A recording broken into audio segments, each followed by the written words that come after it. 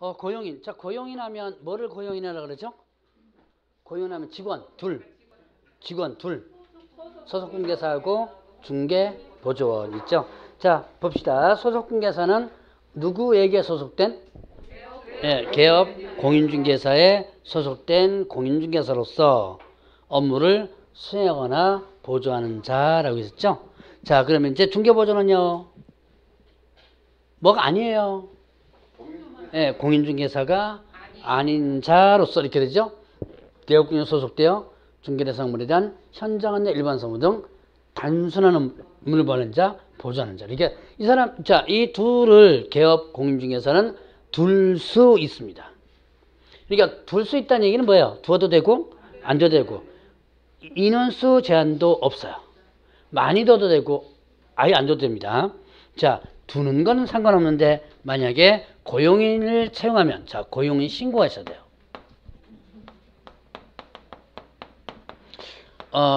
직종 중에서 직원 채용했다고 노동부 쪽이 아니고 관청에, 행정관청에 신고하고 나갔다고 신고하는 업종이 몇 개 없어요. 그 중에서 이 부동산 개업공개사도 이 신고할 의무가 있습니다. 자, 고용인을 채용하면 언제까지 신고하냐면 업무 개시 전까지. 그 다음에 고용관계 종료되면 언제까지 하면 고용관계 종료되면 요거는 10일이네.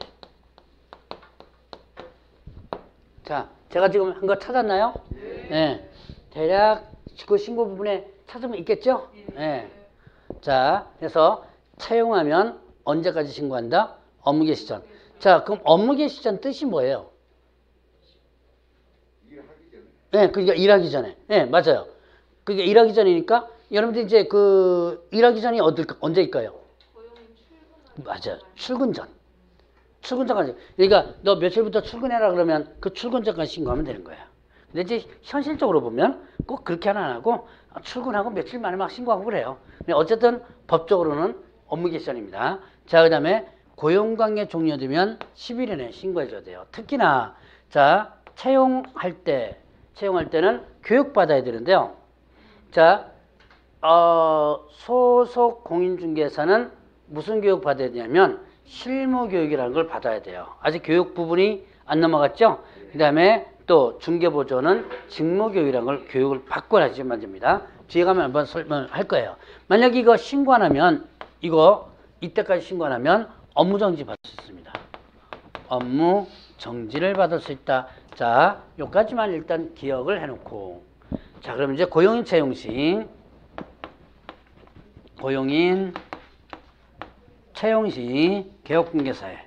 개업 공인중개사의 책임이 있습니다.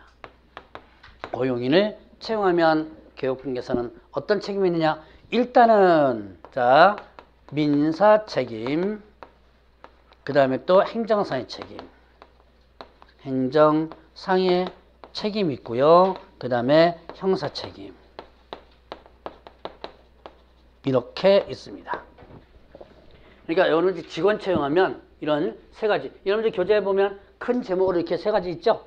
네. 자, 봅시다. 민사가 뭐죠? 여러분들 거기에 그 관련된 그 글자도 있겠지만 손해배상과 관련된 부분이에요.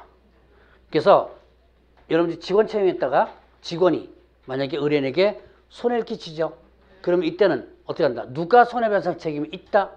개업 공인중개사가 손해배상 책임이 있는 거예요. 자, 근데 보세요. 직원이 잘못해가지고 손해났죠.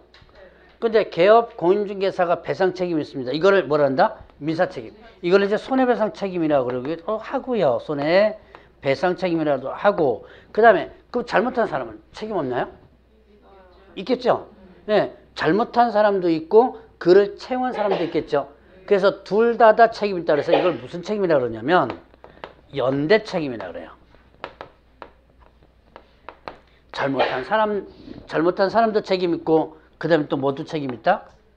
그 개업공개사 책임 있다. 그래서 이걸 연대 책임 이렇게 표현합니다.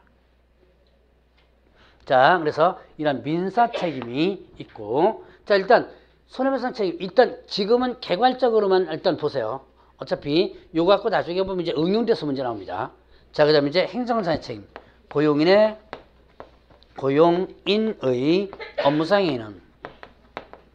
업무상 행위는 누구의 행위로 보냐면 개업 공인중개사의 행위로 본다라고 합니다. 예, 뭐뭐로 본다. 그러니까 뭐예요? 간주하는 거죠. 이거 봅시다. 고용인의 업무상 행위, 모든 행위가 아닙니다. 모든 행위가 아니고 업무상 행위예요. 중개 업무 관련된 부분이죠. 자, 개업 공인중개사 행위로 간주합니다. 그래서 이게 행정상과 관련된 부분인데요. 자, 만약에 고용인이 봅시다. 등록 취소, 업무 정지 위반 행위를 했다. 이거예요. 자, 개업 공인중개사가 아닌 직원이 이거 누가 처음 받는 거예요? 등록 취소, 업무 정지 누가 처음 받는 거예요? 개업공개사가 등록 취소되고 개업공개사가 업무 정지 받죠? 근데 이런 행위를 누가 한 거예요? 고용인이 한 거예요. 소속공개사나 중개보전 고용인이 했죠. 그러면 결국 누가 등록 취소 업무 정지 당한다? 네, 개업 공인중개사가 등록 취소 업무 정지 당한다. 이게 행정사 책임이에요. 자, 이제 손해배상해 주는 거, 행정상과 관련된 거, 기초적인 개념만 여러분이 접수하면 됩니다. 자, 형사책임. 이거를 뭐라고 하냐면 양벌규정이라고 합니다. 양벌이 뭐야? 양벌. 양쪽을 벌한다. 네. 양쪽을 벌한다. 자, 그러면 이때 뭐냐면 이 양벌규정은 고용인이 이 법 위반해서 형벌사항 해당될 때 그를 벌하는 왜 누구도 같이 벌한다? 고용인이 형벌사항 해당될 때 누구도 같이 벌한다? 개업 공인중개사도 같이 벌하는 거예요. 이때 어떻게 벌하냐면 동조에 규정된 벌금형을 관다라고 합니다. 자, 봅시다. 양벌규정 개념 양쪽을 벌한다. 그러면 고용인이 이 법 위반해서 형벌 1년 이하 징역 또는 1천 벌금, 3년 이하 징역 또는 3천원 벌금. 자, 앞으로 이제 1-3-3 이렇게 한다 그랬죠? 자, 그러면 1년 이하 징역 또는 1천원 벌금 행위를 누가 한 거예요? 직원이 했죠. 그러면 그는 1년 이하 징역을 보내든지 1천만 원이야 뭐예요? 벌금을 내지. 둘 중에 하나겠죠? 판사가 판단합니다. 그런데 이 위반 행위를 한 얘를 벌하는 외에 누구도 같이 벌하냐면 개업 공인중개사도 같이 벌을 해요. 자, 근데 어떻게 벌하냐면 그 같은 조에 규정된 뭘 관다? 벌금형을 과하도록 한 거예요. 그러면 이때 직원 때문에 개업공개사가 교도소 가나요, 안 가나요? 안 가죠? 뭐만 받는 거예요? 네, 벌금을 받는다. 이 양벌규정. 자, 그래서 고용인을 책임했을 때 세 가지 책임이 있다는 거. 자, 일단은 지금은 1월 달에는 이 세 가지의 책임이 있다는 것만 머릿속에 집어넣어도 성공한 겁니다. 이게 나중에 이제 보면 응용돼서 문제가 나오거든요. 응용돼서 문제가 나오려면 당연히 어떻게 돼요? 지금은 기초적인 부분이 머릿속에 들어가줘야 돼요. 그래서 직원 책임 이렇게 세 가지 책임. 상당히 무섭죠, 이거? 그래서 여러분들이 직원 때문에 결국은 개업공개사 망하는 거 참 많이 봐요. 많아요. 특히 저번 주에 얘기했던 거 동업. 자, 다시 제가 이제 동업 관계를 다시 보겠습니다. 저번 주에 제가 이런 했을 거예요. A는 공인중개사 자격만 있고 B는 뭐만 없어요? 자격증만 없다. 돈도 많고 경험도 많다 그랬죠. 그래서 A는 뭐 들고 와가지고 자격증 들고 가서 등록하고 B는 뭐 한다? 돈 들고 가지고 이제 돈을 투자하죠. 자, 이제 저번 주에 이제 실질적 사장 얘기했죠. 실질적 사장 누구예요? B죠. 이제 법적 사장은 누구예요? 예. 그럼 이제 법적으로 따져봅시다. B는 누구죠? 고용인. 예. 고용인 중에서 예, 그렇죠. 중개보조원이죠. 예, 결국은 얘가 이제 실질적 사장이지만 법적으로 어떻게 된 거예요? 중개보조원이 되는 거예요. 그런데 이 사람이 나중에 뒤에서 딴짓을 많이 합니다. 그러니까 어떻게 돼요? 크게 한번 터지는 경우가 많겠죠. 얘가 뒤에서 돈 빼앗들고 얼마 전이 아니고 이게 또 몇 년 됐구나. 그 서울 강남에서 부동산에서 고객들 전세보증금 이거 관리한다고 뭐 했다가 10매덕 빼먹고 도망간 부동산이 있었어요. 뉴스에 한번 나왔었습니다. 그거 부동산 개업공개사가 아니에요. 실질적으로 이 과정에서 얘입니다. 자, 많아요. 상당히 많아요. 제가 가까이에서 본 거면 몇 천만 원짜리 수두룩해요. 몇백은 뭐 수도 없이 하고. 나중에 사고 딱 터지면 몇백만 원 뒤에서 먹은 거부터 시작해서 몇번 그것뿐만 아니라 손해가 몇 천만 원씩 나는 거예요. 결국은 누구 때문에? 예, 빚 때문에. 동업하면 결국은 법적으로는 얘는 중개보전이 되고 중개보전의 이 일에 의해서 결국 어떻게 된다? 누가? 얘가. 자, 만약에 얘가 주도적 업무 해가지고 뭐가 됐다? 양도대여가, 이건 이제 얘가 업무를 직접 한다면 양도대여라고 그랬죠? 양도를 걸린 거예요. 그래서 좋다. 자격 취소하는 것도 좋아요. 뭐 좀 그렇지만. 그 벌금 1년 이하 징역 또는 1천원 벌금이니까. 자, 양도대여하면 형벌 어떻게 된다 그랬죠? 자격증 양도대여, 등록증 양도 형벌. 금방 제가 얘기했는데요. 인가실이라고 했죠. 기억나시죠? 예, 지금 당장 기억 안 나죠? 이렇게 몇 번씩 떠들다 보면 머릿속에 하나씩 잡혀요. 자, 1년 이하 징역 또는 1천원 벌금이에요. 그러니까 대부분 자격증이나 등록증 빌려줬다고 교도소까지는 안 가고요. 징역형은 대부분 안 가고 벌금형 무는데 보통 600만 원이에요. 보통 600만 원 선에서 합니다. 상황에 따라서 다르지만. 그런데 좋다. 이거 내년도 좋아요. 뭐 600만 원. 근데 문제는 얘가 뒤에서 해먹은 거 있죠. 이거를 몽창 다 책임져야 되는 거예요. 그래서 제가 법적 책임을 내가 다 지는 거죠. 그러니까 나중에 문 닫고서 도망간 사람도 있어요. 그래서 자, 이런 직원 예차에 대한 책임이 얘도 결국 누구다? 사장이 아니에요. 여러분들은 이제 나중에 이렇게 동업관계하면 이 사람한테 사장님 하겠지만 사장 아닙니다. 법적으로 누구예요? 예, 보조원이죠. 당연히 책임 다져야 되죠. 그래서 여러분들이 함부로 동업관계 하지 마시라. 제가 강의를 하긴 하는데 혹시 이 B이신 분 다른 학원에 계시더라고 보니까 제가 물어봐요. 이 B이신 분 물어보면 손 드시는 분도 있더라고 보니까 어쨌든 위험해요. 상당히 위험합니다. 이게 이런 책임이 어떻게 있기 때문에 그래요.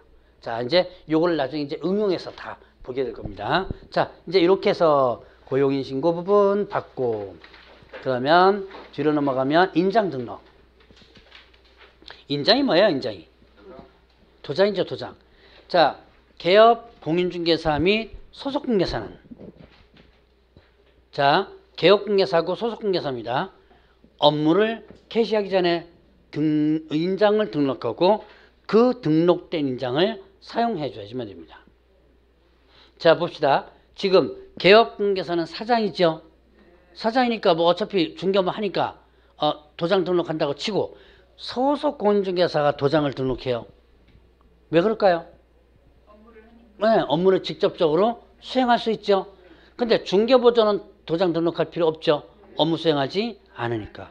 자, 그래서 언제까지 하냐면 업무 개시 전까지 인장을 등록을 합니다. 자, 그러면 개업공개사는 또 언제 할 수 있냐면 등록 신청 시 할 수 있고요. 소속공개사는 고용신고 시 일단 할 수 있어요. 자, 거기 세 번째쯤 보면 인장 등록 의무자 시기하는 부분 세 번째 줄 부분에 찾았어요? 네, 인장 등록은 중개사 뭐 개설 등록 신청이나 소속공개사 고용신고 같이 할 수 있다 그랬죠? 자, 그래서 고용신고와 같이 할 수도 있습니다. 업무 개시 전까지 할 수도 있는 부분이지만 자, 그러면 요 중개보조 나오는데 이건 나중에 이제 얘기했지만 이건 신경 안 써도 됩니다. 자, 그럼 이제 등록한 인장 보자. 인장 등록하는 이유가 뭐야? 아, 이거부터 보죠. 여러분들이 인장을 등록해야 되는 이유. 인장 등록 이유부터 잠깐 보죠. 도장을 등록해 놓고요. 나중에 중개 행위를 함에 있어서는 그 도장만 쓰도록 하고 있습니다. 이유는 이거는 책임 중개가 하나의 목적이에요. 기초니까 도장 등록해야 하는 이유부터 한번 잠깐 언급하고 봅니다. 책임 중개가 목적이다. 이게 뭐냐면 자, 예를 들어서 이제 계약서를 쓰는데 개업공개 쓰겠죠. 개업공개서 도장 쓰겠죠. 오늘은 이런 도장, 내일은 이런 도장 막 씁니다. 아무 도장을 막 써요. 나중에 만약에 이 도장 찍은 게 사고가 났어요. 그럼 여러분들은 어떻게 하면 돼요? 이거 내 이름 써서 내 거 아니라고 하면 되겠죠. 이거 도장이야 누구든지 파서 쓰면 되니까 내 거 아니라고 주장하면 되는 거예요. 그런데 만약에 이 네모난 도장을 등록을 해놓고 이 도장만 쓰라 그랬죠. 이 도장이 만약에 계약서에 찍혀 있다면 어떻게 했어요? 예, 이건 내가 한 거예요. 그래서 요즘은 계약서를 프린트물로 많이 하죠. 프린트 해가지고 여러분들 이제 직접 쓰지 않고 프린트해서 쓰죠. 옛날에는 이거 도장 사고 많이 썼어요. 옛날 얘기 잠깐 해보면 옛날에 왜 저기 손으로 쓰는 계약서 쓸 때 계약서를 한 권을 통째로 사요. 문방구 같은 데 사가지고 아니면 협회 같은 데 있습니다. 거기서 사가지고 손님도 없잖아요. 놀잖아요. 그러니까 계약서에 그 고무인 도장하고 인장을 다 찍어 놓습니다. 다 놀 때 뭐예요? 그거 찍어야지. 그랬다가 옆집에서 제 옆집이 아니고 저 중개사무소가 아니고 근데 아는 그 옆에서 야 1,000만 원짜리 보증금 1,000만 원짜리 임대차 하나 하려고 그러는데 그냥 계약서 하나 주라 그래요. 그냥 그거 뭐 보수도 별로 안 되고 그리고 혹은 난 친하게 지내는 사람이니까 어떻게 해요? 그 계약서를 아무 생각 쭉 찢어줍니다. 자, 그럼 이제 어떤 현상이 벌어지는 대충 알겠죠? 이게 나는 중개 해준 게 아니고 뭐만 준 거예요 지금? 계약서만 준 거죠? 근데 이제 이 집주인이 그 계약서를 들고 가서 쓰는 거예요. 대충 쓰겠죠? 썼는데 그게 사고가 났습니다. 이게 왜냐면 경매가 이미 진행되고 있는 거라든가 그래서 이 1,000만 원 못 받은 거예요. 그럼 이제 그때 어떤 현상이 벌어져요? 밑에 뭐가 찍혀 있었어요? 예, 부동산 사무실 도장 찍혀 있죠? 나 분명히 부동산을 통해서 한 거 아닙니다. 아닌데도 그걸 거기 들고 가가지고 네가 책임져라. 그 사례가 옛날에 실제로 많았었어요. 그래서 이런 책임 중개를 위해서다라고 보시면 됩니다. 자, 그럼 이제 개업공개사 소속공개사는 개인이죠. 어떤 도장을 등록하냐면 가족관계 등록부라든가 주민등록부에 기재된 성명. 이게 뭐예요? 가족관계 등록부, 주민등록부에 기재된 성명은 실명, 본명이죠. 예명 쓰신 분 계시죠? 예, 예명 쓰면 안 됩니다. 그래서 실명. 그래서 가끔씩 보면 제가 이제 나중에 수업할 때 이름하고 나중에 개업했을 때 명함의 이름하고 다르신 분들이 가끔 있더라고 보니까. 그래서 예명 쓰면 안 되고 본명 써야 돼요. 자, 그 다음에 크기가 몇이에요? 7mm 이상 30mm 이내. 크기도 제한됩니다. 너무 작아도 안 되고요. 커도 안 되고. 가로세로 각각. 자, 그러면 이제 또 법인은 경우 있어. 자, 이제 법인은 한번 보죠. 법인은 사무소가 어떻게 돼요? 본점과 그 다음에 또 지점은 어디죠? 그래서 법인은 주된 사무소와 분사무소로 구분해서 기억해 놓으셔야 돼요. 자, 일단 봅시다. 법인과 관련된 부분은 주된 사무소가 있고 그 다음에 주된 사무소 그 다음에 또 분사무소가 있습니다. 주된 사무소는 상업 등기 규칙에 의한 인장이에요. 다음 3, 4월 달은 필기 거의 없을 거야 아마. 거의 여러분들 교재에 있는 내용 쭉쭉 하면서 그냥 필기 몇 개 하고 아마 할 겁니다. 자, 주된 사무소는 소위 말하는 본사죠. 본사니까 상업등기규칙 인장. 이게 뭐예요? 쓰면은 법인 인감입니다. 법인 인감. 여러분 이제 법인 설립 등기라면 상업등기위치에서 인감 신고를 하거든요. 그 인감, 신고된 인감이에요. 뭐 여러분들 주식회사 이거 같은 거 있죠? 그걸 얘기하는 거예요. 자, 그러면 분사무소는 자, 두 가지를 선택할 수 있는데요. 주된 사무소에는 상업등기유치인 인장을 등록하거나 아니면 법인의 대표자가 보증하는 장. 둘 중에 뭐 한다? 택일. 선택해서 합니다.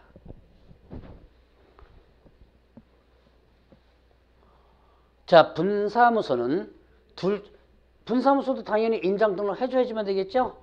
도장은 분명히 의무적으로 등록합니다. 그런데 이제 둘 중에 하나예요. 주된 사무소에 등록한 상업등기규칙 인장을 그대로 등록해도 되고요. 그 다음에 자 이제 요거 잠깐 보죠. 법인의 대표자가 보전인장. 자 그러면 이제 이 도장이 왜 나오느냐를 잠깐 설명할 거예요. 기억은 안 해도 좋은데 설명을 하고 넘어가야 돼요. 자 법인의 분사무소는 뭐라 그랬죠? 얘는 본사고 얘는요? 네, 지점이라 그랬죠. 이제 상법 얘기를 잠깐 할 겁니다. 듣고 넘어가셔도 돼요. 이게 이 도장이 왜 나왔는지를 일단 설명드리는 거예요. 상법에 보면 상법상 지점을 설치하면 지점 등기를 하도록 하고 있습니다. 자, 상법에 보면 다시 상법에서는 법인이 뭘 설치한다면 지점을 설치하면 지점 등기를 합니다. 어느 지점, 이런 지점 등기가 들어가요. 이때 지점 등기할 때 지점장의 인장을 누가 보증해가지고 대표자가 보증해가지고 지점의 인장을 신고하는 거예요. 이거를 여러분들 교재에도 잠깐 지배인 인장, 지배인 인감이라고 잠깐 나온 것 같은데 이게 뭐냐면 지점장의 인장이에요.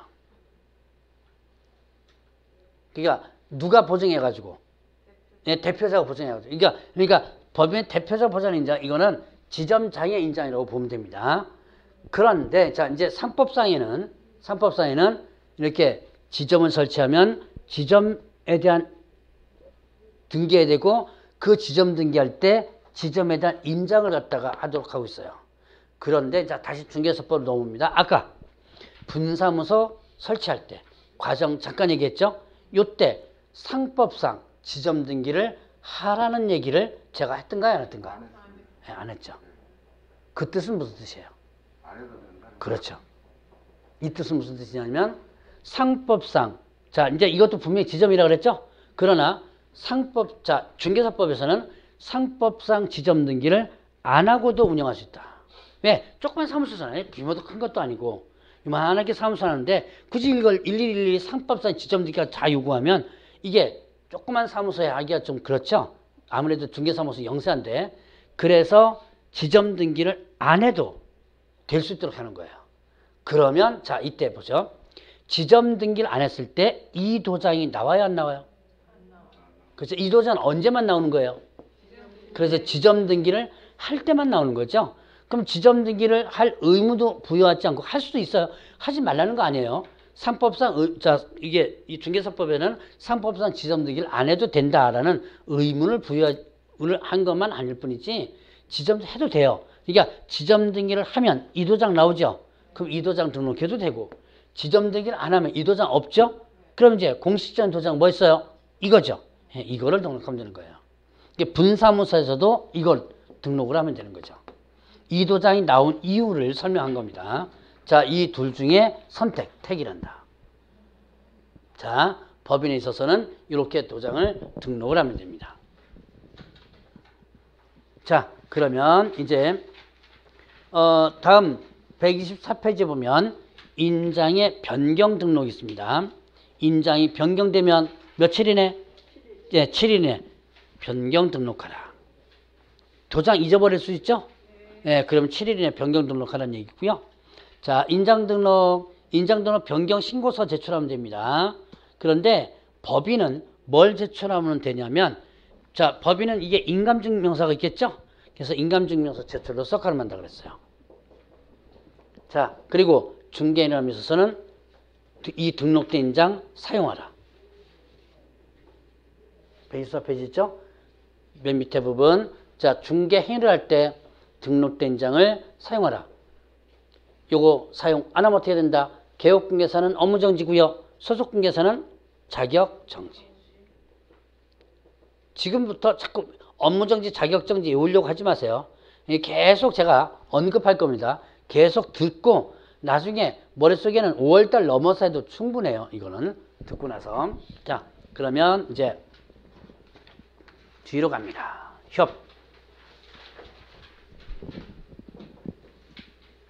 휴업과 폐업신고. 자, 휴업. 이거 뭐 하는 거예요? 문 닫는 거죠? 네, 문 닫는데 쉬는 거예요. 자, 휴업은 3월을 초과하여 휴업을 하고자 할 때 등록증을 첨부해서, 자, 등록증 첨부해서 미리 신고한다. 이렇게 한번 구분해 봅니다. 자, 봅시다. 이게 이제 여러분들 교재 동그라미 1번에 나오는 내용이죠? 자, 휴업. 문 닫고, 자, 쉬고자 합니다. 3개월을 초과해서 쉬고자 하는 거예요. 이때는 뭐 첨부해가지고? 등록증 첨부해서. 그럼 3월 이하는 어떻게 돼요? 이거는 신고를 안 해도 되는 거예요. 자, 여기서 이제 초과라는 개념이 뭐죠? 이 과목은 또 초과 미만 이상이야도 나옵니다. 실제로 나와요, 문제. 자, 다 알고 계시겠지만 혹시 모르는 분을 위해서 잠깐 구분하고 갑니다. 의외로 또 모르시는 분도 계시라고 보니까. 자, 초과 미만이라는 개념이 있고요. 이상 이하라는 개념 있죠? 이거는 제가 저번주에 잠깐 했던 것 같아요. 자, 요거부터 이상 이하는 해당 사항이 들어가요, 안 들어가요? 들어가죠. 저번주에 제가 금고 이상의 형 이렇게 했죠. 그러면 그 이상이 금고부터 들어가죠. 만약 금고 이하 그러면 어떻게 돼요? 그것도 금고도 들어가죠. 그래서 이상 이하는 그 해당 사항이 들어가. 뭐뭐 이상하면, 뭐뭐 이하면 거기에 들어가는 거예요. 자, 초과 미만은 어떻게 돼요? 예, 뭐뭐 초과 그러면 어떻게 돼요? 예, 안 들어가죠. 자, 여기에 3월을 초과 이렇게 되죠? 그럼 딱 3개월까지는 어떻게 돼요? 예, 신고를 안 해도 돼요. 그리고 3개월을 초과하여 할 때만 미리 신고하는 거예요. 자, 그래서 초과할 때만, 그러니까 2개월, 3개월까지는 그냥 문 닫고 쉬어도 됩니다. 근데 이런 얘기를 하면 꼭 또 따지는 사람이 있어요. 아니, 3개월을 어떻게 계산합니까? 어떻게 알아요? 그냥 하면 됩니다. 그거 누가 담당 공무원이 와가지고 매일 문 닫았구나 쉬어가면서 3개월 이건 아니에요. 나중에 보다 보면 어디서 나오냐면 업무 보증 설정하지 않았거나 뭐 여러 가지가 있어요. 그것 때문에 걸리는 거지 담당 공무원 와가지고선 세는 건 아니거든요. 굳이 그런 것까지 안 따져도 돼요. 자, 어쨌든 3개월 초과할 때는 휴업 신고를 하고요. 그 다음에 그 미만 3개월까지는 뭐가 된다? 일단은 미만이 아니라 3개월까지는 일단은 뭐니까 신고 안 해도 돼요. 자, 그럼 3개월을 초과하여 하고자 할 때 하고자니까 사전 사후 사전 하기 전에 신고해야 돼요. 그래서 미리 신고한다 그랬습니다. 이때 등록증을 첨부해요. 해서 휴업 신고를 합니다.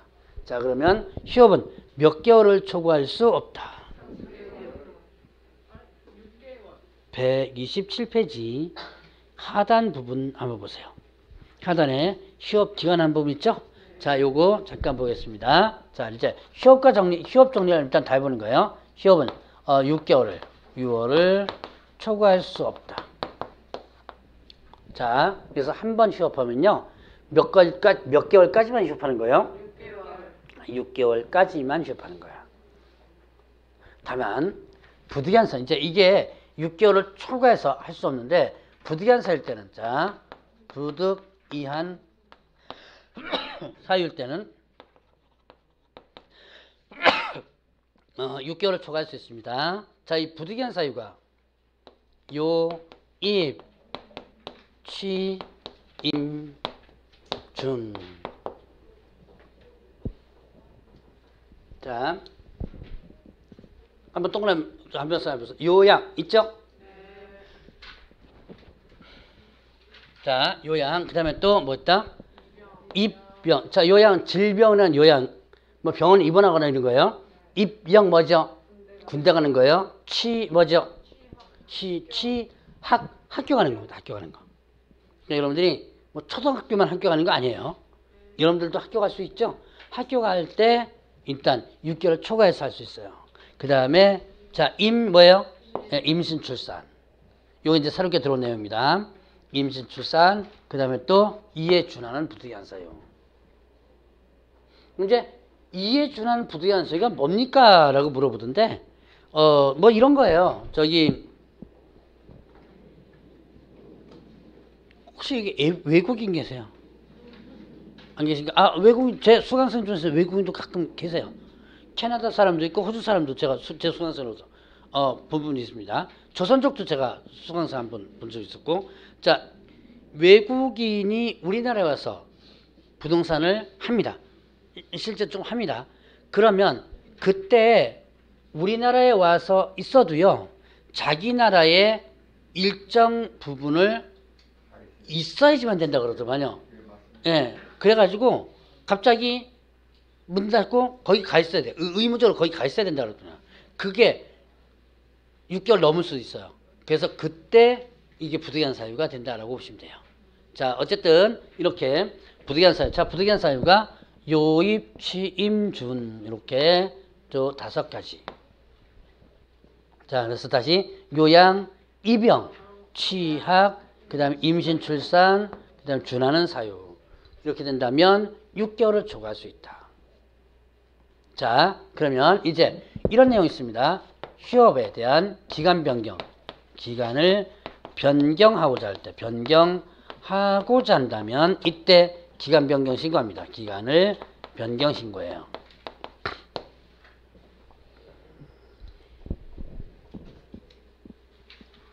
자, 거기 128페이지에 나오죠? 네. 이제 앞뒤 하다 보면 대충 제가 좀 강의하는 부분이 나와요. 자, 기간을 변경하자 할 때 변경 신고한다. 자, 봅시다. 내가 예를 들어서 4개월 신고한 거예요. 근데 아무래도 또 경기가 별로 안 좋거든요. 자, 4개월 휴업 신고했습니다. 몇 개월 더 쉴 수 있어요? 2개월 더 쉴 수 있죠? 2개월에 대한 기간 변경 신고하면 되는 거예요. 그 다음에 내가 6개월 신고했습니다. 그런데 갑자기 요입, 취임, 준 이런 사유가 나와요. 요양, 입영, 취약, 임신, 출산, 그 다음에 또 준하는 사유가 옵니다. 그럼 어떻게 돼요? 6개월을 더 넘어갈 수 있죠. 자, 이때도 기간 변경 신고하면 되는 거예요. 이렇게 기간을 연장하고자 할 때는 기간 변경 신고하면 되고요. 그 다음에 업무 재개. 업무 재개하고자 할 때 이때도 재개 신고합니다. 재개 신고해 줘야 돼요. 자, 일단 휴업 신고했습니다. 자, 6개월간 휴업 신고했어요. 6개월 초과하면 안 된다니까 6개월간 휴업 신고했습니다. 근데 나 3개월 만에 옆 동네들 보니까, 옆집 보니까 장사 잘 되거든요. 경기가 풀려가지고 이때 업무재개 신고할 수 있어 없어요? 있죠? 근데 이제 요 사이에 나 할래. 이때도 마찬가지 업무재개 신고하죠. 자, 그 다음에 6개월 꽉 차게 지났습니다. 자, 이때 기간 끝났습니다. 이때 업무재개 신고 해야 될까요? 안 해야 될까요? 해야 돼요. 6개월 꽉 채웠어도 하고서 시작해야 돼요. 이유는 뭐냐? 바로 업무재개 신고를 하게 되면 즉시 뭐를 반환해주냐면 등록증을 반환을 해줍니다. 자, 여보세요. 휴업 신고를 하면 3개월 초과하고자 할 때 휴업 신고하죠. 뭐 첨부한다 그랬어요? 등록증 첨부하죠. 그러니까 업무재개 신고하면 등록증을 돌려주는 거죠. 자, 이게 휴업과 관련된 부분이에요. 기본적인 내용입니다. 자, 그리고 폐업은요, 간단해요. 이거는 여러분들 교재는 휴업, 폐업 한꺼번에 있는데, 자, 폐업은 폐업하고자 할 때 등록증 첨부해서 미리 신고한다. 이렇게 됩니다. 폐업하고자 할 때. 자, 일단 127페이지에 못 찾았죠, 지금? 찾았어요? 127페이지에 못 찾으신 분, 동그라미 1번에 개업공개사는 3월을 초과하는 휴업 또는 그 다음에 또 폐업을 하고자 할 때 곡이 나온 거예요. 제가 곡이 나온 거를 제가 여기 휴업은 이렇게 정리하고요. 앞으로 계속 이렇게 정리할게요. 휴업은 휴업대로 정리하고 폐업은 폐업대로 정리할 겁니다. 그래서 이때 등록증 첨부해서 신고한다. 폐업하면 끝나죠? 등록의 효력이 어떻게 한다 그랬어요? 실효, 소멸된다 그랬죠? 없어져 버린다. 이제는 폐업하면 개업공개사가 아닌 거죠. 자, 휴업과 폐업과 관련된 부분 요 기본적으로 정리하고요.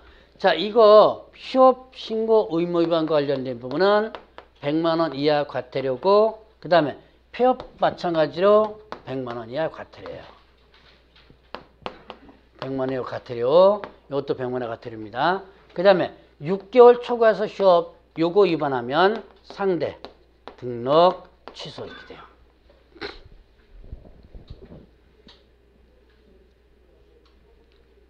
눈에 그냥 익혀만 두세요. 뭐 이렇게 크게 지금은 다 머릿속에 집어넣으려고 그러지 말고. 자, 그러면 이제 131페이지.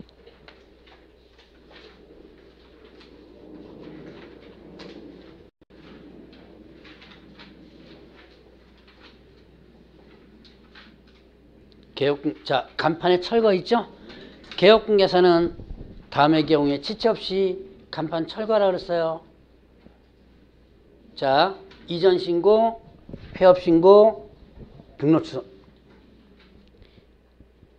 131페이지입니다. 131페이지.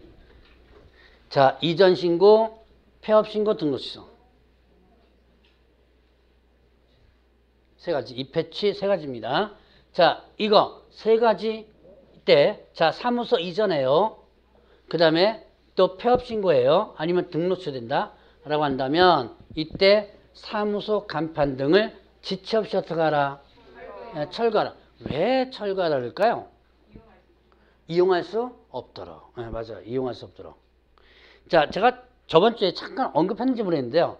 자, 이 케이스 상당히 많아요. 의외로 많습니다. 내가 지금 무슨 부동산 해가지고 사무실 운영하고 있습니다. 근데 폐업을 딱 해버린 거예요. 장사가 안 돼가지고 폐업을 딱 했는데, 참 사람 일이 그냥 희한해요. 장사가 안 돼서 폐업했는데, 폐업하자마자 한 달 전에 뭐 서로 했던 거 이런 것들이 막 쫓아와요. 계약하겠다고. 아깝잖아요. 그럼 이제 아직까지 폐업 신고는 했지만 사무실은 어떻게 돼요? 아니, 사무실은 일단 그대로 있죠. 지금 뭐 나가지도 않고 그대로 있습니다. 그러니까 열쇠도 내가 갖고 있고 관청에 폐업 신고를 했어요. 근데 어떻게 한다? 여기 와가지고 계약서 써주는 거예요. 의외로 많습니다. 이거 뭐죠? 불법, 불법 맞아요. 그 불법 어떻게 되죠? 뭐죠? 이 사람은 폐업했죠. 등록의 효력이 있어 없어요? 없는 상태에 뭐 했어요? 그러면요? 이게 무슨 행위? 무등록 중개업행위죠. 이게 저번 주에 제가 잠깐 얘기 아마 했을 거예요. 무등록 중개업행위입니다. 그래서 어떻게 된다? 3년 이하 징역 또는 3천만 원의 벌금 해당돼요. 이 케이스가 의외로 많다는 얘기예요. 자, 아까 봅시다. 사무소 이전과 관련된 부분 봅시다. 내가 지금 사무실을 북구에서 좀 멀리 갑니다. 어디로 갈까요? 한 전주로 가봅시다. 자, 북구에서 지금 사무실 있다가 전주로 이사 갔어요. 이전하고서는 며칠 이내에 신고하죠? 자, 내가 전주로 이사 갔으면 이전하고 나서 10일 이내에 신고하면 되죠? 그런데 문제는 아직 사무실이 다 정리가 안 됐어요. 이 사무실이. 근데 여기 손님이 온 거예요. 여기. 이것도 케이스 많아요. 그럼 어떻게 돼요? 여기 아직 사무실 다 정리가 안 됐죠? 여기 사무실 와가지고 문 열고 이미 저기 전주에는 뭐 사무실 구해놓고 하고 있는데 여기서 계약서 씁니다. 뭐죠? 네, 맞아요. 오늘 배운 거예요. 이중사무소. 이게 이중사무소입니다. 그래서 그런 것들을 막기 위해서 어떻게 한다? 이렇게 세 가지. 다시 이전 신고, 폐업 신고, 예, 등록 취소. 자, 이렇게 된다면 어떻게 된다? 지체 없이 간판을 철거하라는 얘기죠. 이런 걸 막기 위한 제도입니다. 이거는. 자, 그리고 이제 오늘의 마지막.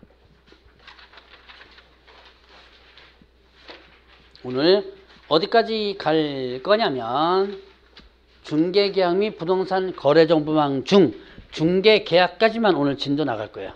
제가 오늘 중개계약까지 간다고 생각하고 왔습니다. 이제 제가 이제 내려올 때 오늘 어디까지 가야지라고 한 게 나중에 진도가 잘 안 나갈 때도 있긴 있어요. 근데 어쨌든 오늘 거기까지 나갑니다. 자, 중개계약.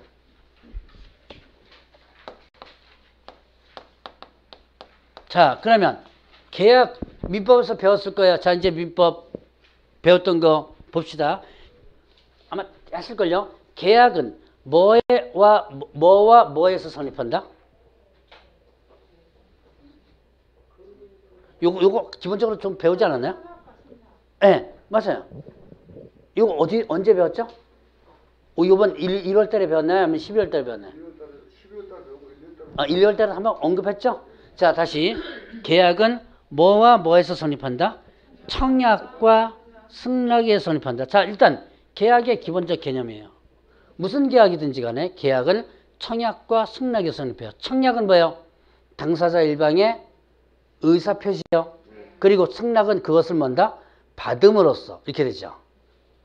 자, 계약의 개념 이제 접수됐나요? 자, 문제 봅시다. 제가 그림 한번 그렸던 게 있을 거예요. 아마 A하고 B가 있고요. 갑이 있습니다. A는 아파트를 팔려고 그래요. 그러면 얘한테 직접 1억에 사 그러면 될 텐데 얘가 모르거든요. 그러니까 누구한테 쫓아와요? 갑에게 쫓아오죠. 나 아파트 하나 팔아줘. 그러죠. 1억에 팔아줘. 이게 뭐예요? 청약이죠. 즉 다시 요걸로 다시 해석합니다. A는 갑에게 와서 나 아파트 1억에 팔 거니까 살 사람 어떻게 돼요? 소개시켜줘. 소개시켜줘까지 이게 정확한 표현이에요. 근데 여러분들 지금 사무실 가가지고 부동산 가가지고 그냥 팔아주세요. 그러면 내놓죠. 그러나 이제 이게 정확한 표현은 아파트 1억에 팔 거니까 살 사람 소개시켜줘가 정확한 표현이에요. 소개시켜줘 이게 뭐예요? 청약이죠. 그러면 갑은 그럼 살 사람 있으면 소개시켜 줄게가 뭐죠? 소개시켜 줘 그랬잖아요. 그럼 소개시켜 줄게 그럼 뭐다? 승낙이죠. 그러니까 A의 청약과 갑의 뭐다? 승낙에 의해서 A와 갑 사이에는 뭐가 체결된다? 계약이 체결되죠. 근데 어떤 계약이에요? 어떤 계약? 소개시켜 달라, 소개시켜 주겠다는 계약이죠. 갖다 붙이면 돼요. 그걸 다른 말로 뭐라 그러죠? 예, 중개라 그러죠. 그래서 A와 갑 사이에 뭐가요? 중개 계약이 성립되는 거예요. 자, 일단 접수됐죠? 여기까지. 그러면 이제 B와 갑 사이에 봅시다. 마찬가지죠. 그러니까 팔 사람 소개시켜줘 이렇게 되는 거죠. 그러니까 B와 갑 사이에 뭐가? 중개 계약이 성립되는 거죠. 자, 그럼 중개 계약은 누구와 누구 사이의 계약이에요? 얘와 얘 이렇게 되죠. 그럼 얘는 누구다? 매도를 의뢰한 사람. 요 그림 한번 그려본 적 있었죠? 자, 그 다음에 얘는 매수를 의뢰한 사람 이렇게 되죠. 그럼 결국은 계약 중에서 중개계약은 누구와 누구 사이의 계약이다? 의뢰인과 개업 공인중개 사이의 계약이죠. 자, 그러면 갑이 A와 B를 소개시켜줍니다. 소개시켜주겠죠? 그럼 이제 A와 B가 뭐한다? 매매하죠. 매매 계약이죠. 그럼 내가 1억에 팔겠다, 1억에 사겠다, 청약과 승낙에 의해서 매매계약 성립되죠. 자, 그러면 여기에 만약에 이거를 거꾸로 임대차라고 하면 어떻게 돼요? 임대, 임차. 그러면 임대차 계약이 성립되겠죠. 이거를 통칭하면 뭐라고 할까요? 우리가 매매한다, 임대차 한다를 좀 더 통칭한 말로, 더 넓은 의미로 무슨 표현이 뭐라고 하죠? 쉽게 생각하세요. 거래계약이라고 하죠. 거래하잖아요, 지금. 매매도 거래고, 임대차도 거래죠. 자, 지금까지 제가 이렇게 설명한 이유, 뭐를 구분하기 위해서냐면, 거래계약과 중개계약을 구분하겠어요. 계약은 계약인데, 그냥 다 뭉뚱그려서 계약이라고 표현합니다. 여러분들 헷갈려 버려요. 자, 다시 중개계약은 누구와 누구 사이? 의뢰인과 개업공개사, 개업공개사죠. 사이. 거래계약은 거래 뭐예요? 당사 사이. 앞으로 중개계약하면 거래계약과 헷갈리지 말라고. 여러분들 의외로 이렇게 설명을 했는데도 3, 4월 달 넘어가서 3월 달 이거 얘기 안 해요. 그냥 넘어가서 보면 나중에 거래계약과 중개계약을 헷갈려요. 자, 중개계약할 때 쓰는 계약서를 중개계약서라고 그러겠죠. 쉽게 생각을 했어요. 거래계약할 때 쓰는 계약서를 거래계약서라고 그러겠죠. 계약서가 달라요. 자, 그래서 이렇게 여러분들이 개념을 이해하시라. 자, 그러면 이제 또 여러분들 교재에 일반 중개계약과 일반 중개계약, 그 다음에 또 뭐가 있냐면 전속중개계약.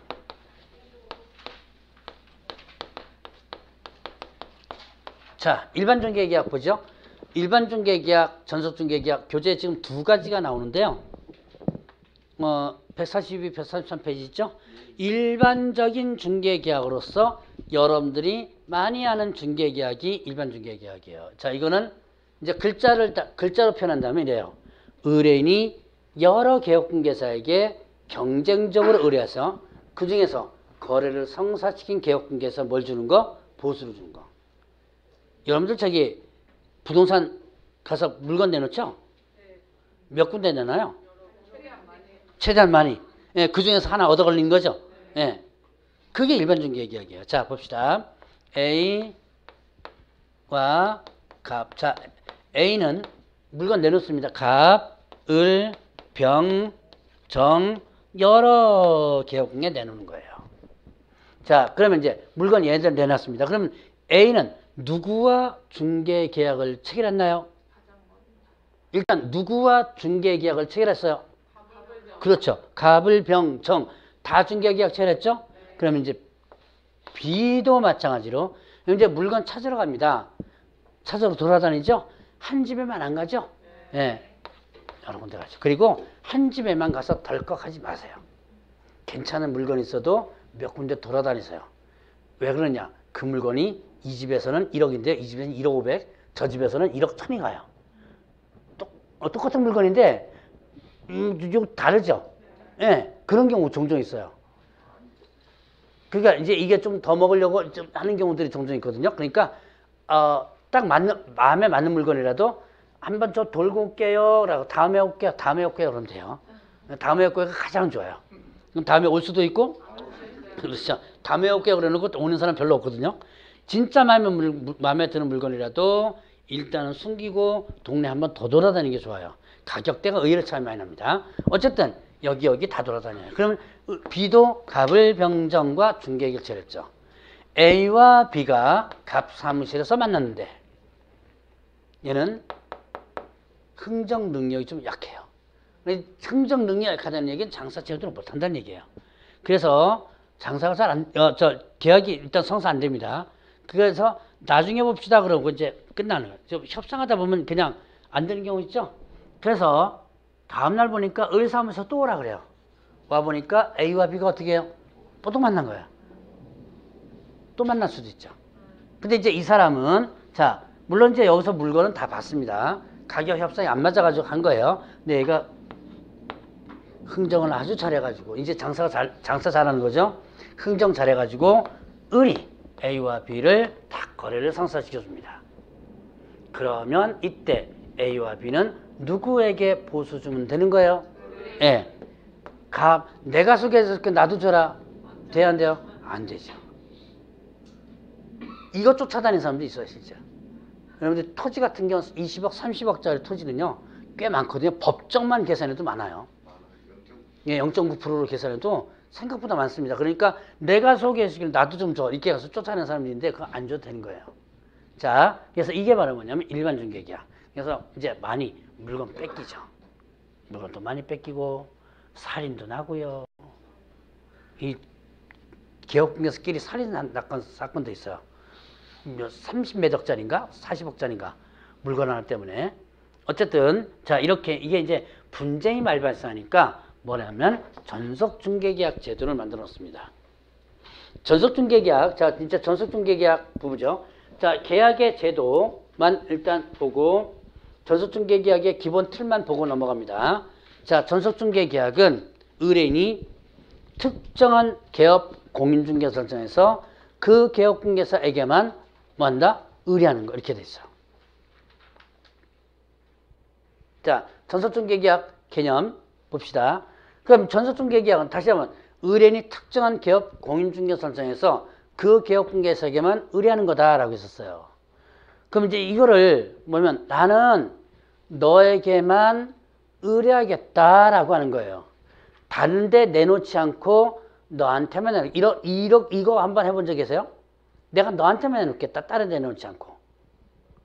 요게 바로 전속중개계약이에요. 그래도 이해 안 되면 자 요거를 싹 빼면 여러분들이 의외로 잘하더라고요. 전속계약이라는 거 들어보셨죠? 어디서 들어봤어요? 네, 연예인들. 이 전속계약 위반하면 어떻게 해요? 그렇죠. 위약금이 청구되죠. 그래서 뭐 연예인들 뭐 이것 때문에 쫄딱 많은 사람 있죠. 몇십억 대 위약금이 청구되더라고 보니까 그 누구지? 박휘순인가 누구죠? 요즘은 다른 회사가 잘 하고 있더만 뭐 파산 선고까지 받았던 사람입니다. 박휘순인가? 그 파파로티에 나왔던 아니 모르면 시험지 안 나온 나도 몰라. 그 파파로티에 나왔던 그 사람인데 걔가 21억짜리 맞았어요. 전속계약 위반해가지고 21억 소송 들어가가지고 거의 그 가격에 아마 판결이 난 걸로 알고 있어요. 그래서 최종적으로 나서 파산 선고까지 받고 있는데 자 전속계약이란 게 뭐예요? 자 연예인들 전속계약은 뭐죠? 내가 네 회사에 가서만 일할게. 일정 기간 동안. 만약에 네 회사에 시키는 일만 할게. 이게 전속계약이죠. 자 이거를 중개다가 대입했다고 보면 돼요. 나는 너한테만 내놓게. 이게 전속계약입니다. 그러니까 전속계약 너한테만 다른 데 내놓지 않고 너한테만 내놓게라는 것이 전속계약이라고 했죠. 근데 이게 소개와 관련되죠. 그래서 전속계약에 중간에 뭐가 들어갔다? 중개가 들어간 거예요. 그러니까 여러분 저는 이제 강의할 때 전속중개계약 이라고 표현을 잘 안 하고 그냥 전속계약 이렇게 표현 많이 할 겁니다. 그놈이 그놈이에요. 그러니까 약간의 동네가 좀 달라서 그렇지 그놈이 그놈이에요. 자 그러면 전속중개계약은 어떻게 됐어요? 너에게만 내놓게라고 약속했으니까 그만한 대가가 필요하죠. 그래서 전속중개계약을 체결하면 개업 공인중개사도 의무가 발생하고 그 다음에 또 의뢰인도 의무가 발생해요. 그 의무를 잠깐 지금부터 보도록 할 겁니다. 자, 이제 전속중개계약의 개념은 살짝 이해하셨죠? 자, 그러면 이제 전속중개계약 체결하면 144페이지에 보면 의무 찾았습니까? 일단 전속중개계약서라는 서식을 사용해 줘야지만 됩니다. 자, 다시 전속중개계약을 체결하면 뭘 써라? 전속중개계약서를 써라. 작성해 줘야 돼요. 전속중개계약서는 이 교재에서는 저쪽 뒤에 나와 있네요. 실무 쪽에 나와 있네요.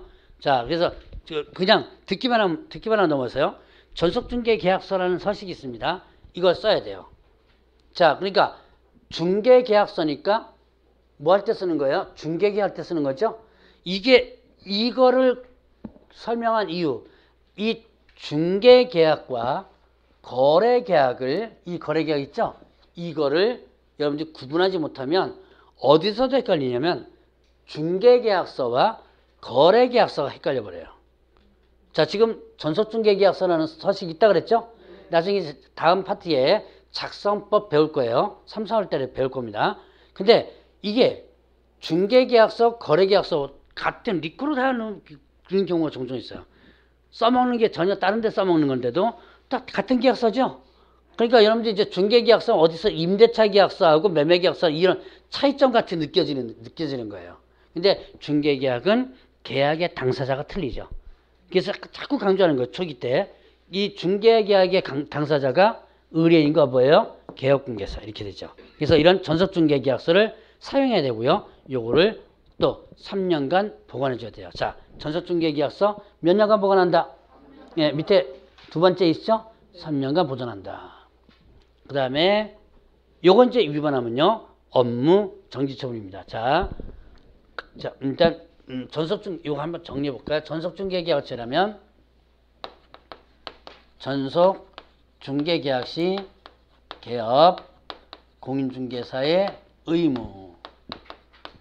일단은 전속중개계약서, 전속중개계약서를 작성해야 되고 이거를 작성하고 그 다음에 3년간 뭐한다? 보존한다. 자, 그 다음에 또 물건 정보 공개해줘야 돼요. 정보를 공개합니다. 전속중개계약처라면 7일 이내 공개해줘야 돼요. 물건 정보를 전속중개계약처라면 7일 이내. 어디다 공개하냐면 부동산 거래정보망 또는 일간신문. 자, 7일 이내 정보망 또는 일간신문에 이렇게 됩니다. 부동산 거래정보망은 다음 주에 첫 스타트로다가 강의를 할 건데요. 개업 공인중개사끼리 모여서 가입은 정보망 가입은 개업공개사만 가입할 수 있습니다. 그리고 정보를 서로 교환하는 하나의 시스템이에요. 자, 이게 부동산 거래정보망인데 여기다가 공개하든지 아니면 일간신문에 공개하든지 둘 중에 하나에 공개해줘야 돼요. 왜 이렇게 공개를 해야 될까요? 자, 간단해요. 나 너한테만 내놓을게. 이런 거죠. 전속이. 그럼 서랍속에 박아놓고 오는 손님 기다리고 있으면 안 오겠죠. 그래서 이렇게 공개해가지고 이렇게 되면 뭐가 되는 거예요? 공동중개가 되죠. 그래서 빨리 거래를 갖다 성사시키도록 하기 위해서 물건 정보를 공개하는 거죠. 의무입니다, 이거. 자, 그 다음에 또 의뢰인이 여기에서요. 의뢰인이 비공개 요청하면 이때는 공개 금지입니다. 뭐 이런 것도 있어요.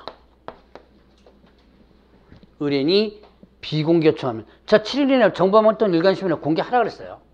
공개하라 그러는데 의뢰인이 비공개 요청하면 공개하면 아니 된다. 왜냐면 만약에 자 일간신문 같은데 한번 내봅시다. 저기 광주 여기 이 학원에 광주일보인가 보던데 광주일보 같은데 보면 부동산 광고가 생각보다 많이 나와요. 근데 그 부동산 광고가 누가 내는 거냐면 개업 공인중개사 내는 광고 종종 나옵니다. 그때 가끔 보면 전속중개계약책이라는 광고이다라고 표시되는 경우도 있는데 자 보세요. 어느 지역에 땅이 전속중개계약책이라 가지고 나왔습니다. 그러면 어떻게 돼요? 그 광고를 보는 순간에 아는 사람들이 이거 땅 파네 그러겠죠. 그럼 이제 무슨 냄새가 나요? 돈 냄새가 나죠. 돈 냄새 나기 시작하면 어떻게 돼요? 이거 돈 빌려달라고 그러고 또 그런 사람 다 나옵니다. 그래서 야 내가 땅 파는데 이제 니는 좀 몰래 좀 팔아줘 라고 요구할 수도 있어요. 그게 바로 뭐냐면 비공개 요청이에요. 그래서 비공개 요청하면 공개하면 아니 된다. 요거를 위반한다면 이때는 상대동수. 자, 요거 전속중개계약서 작성하라. 3년간 보존하라. 이거 위반하면 어떻게 한다 그랬죠? 업무 정지처분 받는다 그랬죠? 근데 요거 위반하면 상대 등록 취소예요. 상대 등록 취소는 등록 취소를 어떻게 한다? 할 수 있다. 안 할 수 있다. 할 수 있다. 이렇게 하는 거죠. 그리고 자 145페이지 보면 이제 업무 처리 사항을 통지하라. 요까지만 요거를 설명함으로써 이제 개업 의무 끝납니다. 자 145페이지의 맨 하단 쪽에 보니까 업무 처리 사항을 통지하라는 거 찾았어요? 내가 당신 물건 중개 중에서 이러이런 일을 하고 있다. 145 하단 부분 동그라미 4번 부분입니다. 자, 그래서 업무 처리 사항을 2주일에 1회 이상 업무 처리 사항을 2주일에 1회 이상. 그러니까 내가 당신 물건 중개직에서 이런 일을 하고 있다는 것을 뭐예요? 알려주는 건데 내가 너한테만 내놓겠다 그랬으니까 네가 진짜 일을 하고 있는 건지 모르잖아요. 그걸 갖다가 어떻게 하는 거야? 알려주는 거죠. 내가 이런 일을 하고 있다. 그래서 여러분들이 직장생활 하면서 업무일지 써보셨는지 모르겠는데 써보신 분이 계실지 모르겠어요. 저도 옛날에 직장생활을 했었거든요. 그때 업무일지라는 걸 썼었어요. 그 업무일지랑 똑같다고 보면 돼요. 그거를 매일매일 그러니까 얼마 단위로? 2주일 단위로 업무일지 쓰는 거예요.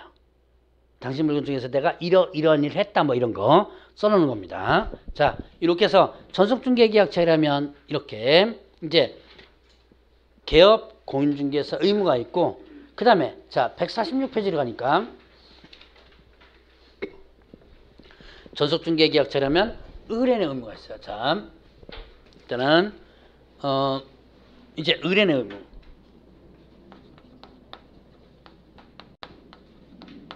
자, 전속중개계약처라면 의뢰인은 전속중개계약 유효기간 내 의무입니다. 의무는 그 유효기간은 그 밑에 괄호 5번에 나오는데 그거 먼저 보죠. 가운데 밑에 좀 보세요. 유효기간 찾았어요? 네. 그 유효기간 보니까 어떻게 돼요? 예. 약정 있으면 약정에 따르고 이런 거 있죠? 약정 있으면 약정에 따르고 약정이 없으면 어떻게 된다? 예, 3개월이다. 근데 약정 있으면 4개월, 5개월 할 수도 있어요. 그리고 약정이 없다면 기본적으로 3개월이에요. 그 유효기간 내에 딴짓하면 안 된다는 얘기예요. 의뢰인도. 자, 그 유효기간 내에 다른 개업공개사한테 의뢰해서 거래했어요. 자, 봅시다. 전속중개계약이라는 게 뭐라 그랬어요? 나는 너에게만 뭐 하겠다? 의뢰하겠다. 그래 약속했는데 다른 데 의뢰해가지고 거래했죠. 그건 전속계약 뭐가 된다? 위반해. 아까 제가 연예인 얘기했죠. 전속계약 위반하면 뭐가 청구돼 들어온다고 했어요? 위약금. 여기도 위약금이라는 개념이 나와요. 위약금을 줘야 되는. 위약금 찾았어요? 네. 거기 위약금 글자 있죠? 네. 위약금 줘야 되는데 그냥 위약금 줘야 된다 그러면 어떻게 돼요? 위약금 줘야 된다 그러면 한없이 청구되겠죠. 그래서 위약금의 범위를 딱 정해놨습니다. 중개보수 전액. 그러니까 전속중개계약은 전속계약이라는 것만 일단 이해하시면 금방 이해가 돼요.